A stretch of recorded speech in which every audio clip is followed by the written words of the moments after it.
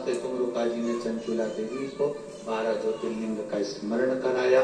प्रथम सोमनाथ जी का वर्णन करा। चंद्रदेव को काया का रोग हुआ, उसको रोग से मुक्त किया। फिर वर्णन आया मल्लिकार्जुन का। सुंदर कार्तिकेय बाबा रुष्ट होकर चले गए थे, देवादिदेव महादेव माता पार्वती जी के साथ मना कर लेकर। कई माता कई भाई ऐसे हैं, बच्चे अगर रुष्ट होकर चले जाते हैं तो सोचते हैं जान दे चूल्हा में। ना, अपने बच्चे हैं ना, एक बार उनको समझा कर वापिस लाने का प्रयास। शिव महापुराण करती क्या? शिव महापुराण का काम क्या है? वो यही करती है। जो भटक जाते हैं, कोई ने कह दिया वहां चलो, वहां ऐसा चमत्कार हो रहा है, वहां चलो, वहां ऐसा चमत्कार।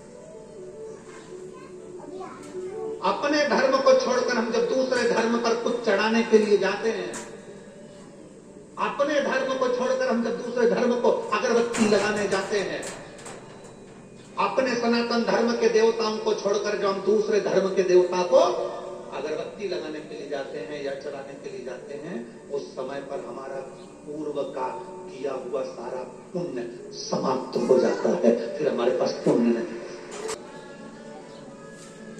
भगवान मल्लिकार्जुन बनकर विराजमान हुए। अगला वर्णन आया है महाकाल का। दूषण नाम के राक्षस का संहार भगवान ने करा और महाकाल बनकर विराजमान हुए। अगला वर्णन है ओंकारेश्वर।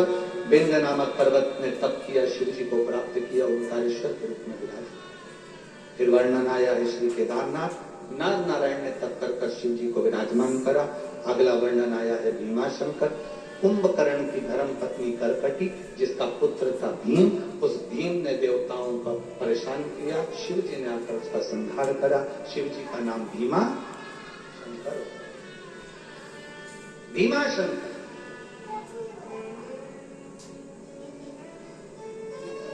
बहुत किस्मत वाले लोग हैं महाराष्ट्र में।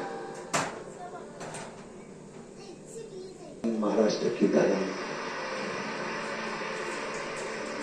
महाराष्ट्र की पवित्र भूमि पर 12 ज्योतिर्लिंग में भी सबसे ज्यादा ज्योतिर्लिंग महाराष्ट्र की पवित्र भूमि पर। इसीलिए हमें लगता है कि महाराष्ट्र वालों को शंकर जी की कथा से इसलिए ज्यादा प्रेम है क्योंकि रिश्तेदार अच्छा, परिवार वाले सब अच्छे हैं ना। शंकर जी तुम्हारे महाराष्ट्र के रिश्तेदार अच्छे हैं, तुम्हारे शिव तत्व तुम्हारे भीतर है। इसीलिए आप लोग शिव भक्ति का इतना आनंद पा लेते। लाखों की भीड़, लाखों शिव कथा करती है। अपनी भक्ति को प्रबल बना, अपने भरोसे को प्रबल बना। महाराज भीमाशंकर के रूप में शिव जी विराजमान हुए। अगला वर्णन आया मनु शत्रुपा ने तप कर भगवान को विराजमान करा। भगवान काशी विश्वनाथ के रूप में विराजमान हुए। फिर वर्णन आया त्र्यंबकेश्वर का। गौतम बाबा पर गौ हत्या का दोष लगा, शिव जी ने आकर उनका कल्याण किया। ब्रह्मा विष्णु महेश तीनों वहां विराजमान, त्र्यंबकेश्वर के रूप में विराजमान। अगला वर्णन है वैद्यनाथ। रावण भगवान शिव जी को लेकर जा रहा था, शिव जी का मन नहीं था, इसलिए भूमि पर स्थिर हो गए नहीं, वैद्यनाथ जी के रूप में विराजमान। नागेश्वर, दारूक नाम के राक्षस का संहार भगवान ने करा, नागेश्वर के रूप में विराजमान। अगला वर्णन है रामेश्वरम।